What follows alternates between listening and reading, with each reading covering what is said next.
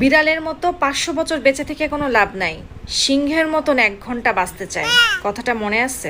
মিথ্যাবাদীদের শহরে আমি সত্য বলে ফেলছি। দেশটা লবণের ছিল, আর আমি আমার ক্ষত হওয়া জায়গাটা দেখিয়ে ফেলছি। মানুষ তুমি সাপের চাইতে বিষাক্ত হলে কিভাবে? তুমি কি ভুলে গেছো তুমি একজন মানুষ?